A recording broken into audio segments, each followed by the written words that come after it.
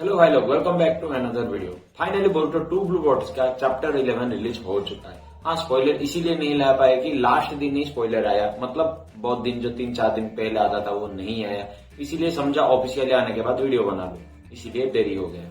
पर चैप्टर में बहुत इंटरेस्टिंग था, जैसे कि बोरुटो अपने ग्रैंडफादर मिनाटो का पाथ ही फॉलो कर रहा है, मतलब बिल्कुल वैसा ही काम कर रहा है, आप देख के ही समझ जाओगे। और ऊपर से नारुतो का पाथ फॉलो कर रहा है हिमावारी। बिना देरी के डायरेक्ट टॉपिक पे आते हैं, so let's start the show. और शुरू करने से पहले सब्सक्राइब एंड लाइक जरूर कर लेना। लास्ट चैप्टर में कुछ ऐसा हुआ था कि इनोजिन मरने वाला था, बस थोड़ा बहुत सांस ही ले रहा है, और हिमावारी पे आ चुका था नाइन टेल। टेक ओवर नहीं किया, वो खुद ब खुद कंट्रोल कर रहा है, मतलब कोऑपरेट कर रहे हैं दोनों के दोनों। वो उससे ही शुरू होता है। हिमावारी अपने जो बाल था, मतलब चक्रा यूज नहीं कर रहा है, जैसा नाइन टेल पहले यूज कर रहा था नारुतो के शरीर में रह के, वैसा नहीं, वो अपने बाल को यूज कर रहा है। उसके जरिए वो बाहर निकाला इनोजिन को और हील भी कर दिया। ये देख के सिकादाई पूरा हैरान है कि हिमावारी का पैर ठीक कैसे हुआ और इनोजिन को वो ठीक कैसे किया। यहाँ पर हिमावारी बहुत मैच्योर वाली बात करता है, बोलता है कि तुम इनो को लेके चले जाओ, मतलब तुम तीनों चले जाओ, मैं अकेला ही खुद ब खुद उसे हैंडल करूंगा क्योंकि मैं इसका टारगेट हूँ। और चोचो बोलता है नहीं नहीं, हम तुझे अकेला नहीं छोड़ के जाएंगे। पर सिकादाई बोलता है हमें यहाँ से चले जाना ही सही रहेगा, क्योंकि इनो का बचाना ही हमारा यहाँ पर इम्पोर्टेंट है, और हम यहाँ पर रहेंगे तो हम हारेंगे, मतलब जितना हम यहाँ पर रहेंगे उतना ही कमजोरी बढ़ता जाएगा हमारा, इसलिए जीतना है तो हिमावारी को अकेला छोड़ के चले जाओ।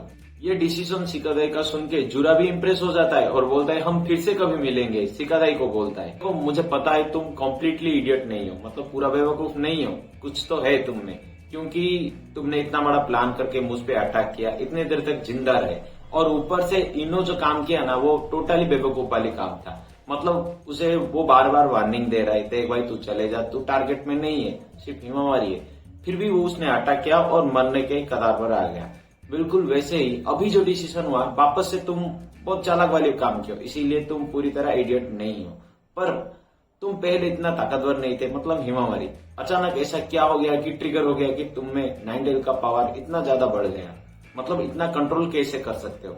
देखो, फर्स्ट ऑफ ऑल हिमावारी इतना जो आगे आया, जुरा के इतने पास खड़ा है, काबिले तारीफ है, और ऊपर से इतना बोलते ही जुरा को वो एक अटैक कर देता है, मतलब पंच मारता है जोर से, और जुरा को जोर से लगता है। भाई सीन देख के पता लगा लो, खुद ही देख लो, सिर्फ लगा नहीं, वो दूर जाके पड़ा है जुरा। नाइन टेल का पावर तो शुरू हो चुका है वापस। जोर से बेइज्जती हो गया जुरा का, वो तेजी से उड़ के आ रहा है हिमावारी की ओर, और हिमावारी अपने बालों के जरिए एक टेल बीस्ट बॉम्ब निकालता है। हाँ, रिटर्न में जुरा भी निकालता है एक टेल बीस्ट बॉम्ब, और वो आपस में टकरा के एयर पे ही फट जाते हैं। टेल बीस्ट बॉम्ब भाई। अब कुछ बोलेंगे कि देखो इस उम्र में नारुतो नहीं कर पा रहा था, देखो वो अलग है, क्योंकि वो वहां पर कुरोमा और नारुतो दोनों अलग थे, कोऑपरेट नहीं थे। अब यहाँ पर दोनों कोऑपरेट करके मार रहे हैं, हिमावारी और कुरोमा दोनों मिल चुके हैं। तभी कुरोमा नारुतो के शरीर में सील था। जुरा फिर से हिमावारी की तारीफ कर रहा, भाई तू इतनी जल्दी कैसे सीख लिया, एक टेल बीस्ट बॉम्ब मुझ पे फेंक रहा है। और इतने के बाद वो डायरेक्ट अटैक कर देता है, मतलब अपना पावर ऑफ कर देता है, और हिमावारी को बड़े जैसा ही मार रहा है, भयंकर तरीके से। और फिर पैनल चेंज होता है सारादा, सुमिरे, कोनोहमारू और हिदारी पे, जहां पर हम लास्ट टाइम देखे थे उचिया सारादा का चिदोरी और हिदारी का चिदोरी आपस में टकराए थे। एक्चुअली आपस में नहीं, हिदारी के पेट में लगा था उचिया सारादा का चिदोरी। हिदारी क्लॉ मार के अंदर जाता है, और बाहर आते ही अपना जो कट लगा था ना वो पूरा हील हो चुका है। वो सब देख के हैरान है, भाई इतना जल्दी कैसे तू हील कर दिया। वहां पर सारदा पूछा कि ये चिदोरी तूने कैसे अटैक किया, और कोनोहमारू भी पूछ रहा है तू कौन है और सास्के कहाँ है, मतलब सास्के के साथ तेरा संबंध क्या है। और हिदारी बोलता है ओ तो ये शरिंगन है, मतलब उचिया सारदा का आंखों को देख के वो बोल रहा है, क्योंकि वो मास्टर नहीं कर पा रहा था चिदोरी, अभी भी इनकम्प्लीट है हिदारी के पास जो चिदोरी यूज कर रहा है, पर सारदा उचिया का कम्प्लीटेड है। उसने बोला कि अगर शरिंगन हो तो इसे कंप्लीट किया जा सकता है। वो जुरा से ये पता लगाया था। सारादा ने पूछा था कि तू है कौन, हिदारी को पूछा था। उसके आंसर में बोलता है कि मैं कौन हूँ मुझे भी पता नहीं है, इसीलिए कोनोहा में आया हूँ। और कोनोहमारू को बोलता है कि भाई तू जो भी बोलना है बोलते जा, मैं तेरे आंसर नहीं देने वाला हूँ। इतने में सुमिरे सबको वार्न कर देता है कि हमें उचिया सारादा को बचाना है, क्योंकि हिदारी का टारगेट सारादा उचिया है। हिदारी अपने पॉकेट में हाथ डालता है, जैसे कि आपको पता है कोड का क्लोमार कहीं भी आ सकता है, और सारादा के पीछे आया क्लोमार और बस अपना हाथ ही बाहर आया, वहां पर चिदोरी लग गया उचिया सारादा को, और बहुत ही बुरी तरह से घायल होने वाला है, नीचे गिर गया, बस घायल नहीं हुआ है।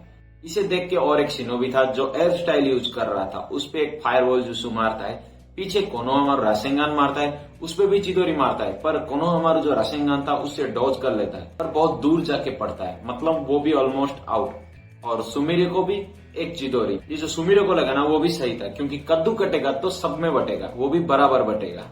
और इसके बाद हिदारी अपने हाथों के जरिए उचिया सारादा को मारने की या फिर एब्जॉर्ब करने की कोशिश करता है। फिर पैनल चेंज हो जाता है, हिमावारी और जूरा के फाइट इतना तगड़ा था कि जूरा को अपना पावर ऑफ करने की जरूरत पड़ी और हिमावारी को बहुत जोर मारा था। और वो भी ये बोला कि एक 9 टेल जिंचुरी की आम जिंचुरी की नहीं हो, तुममें कुछ तो खासियत है क्योंकि इतनी जल्दी हील कर रहे हो।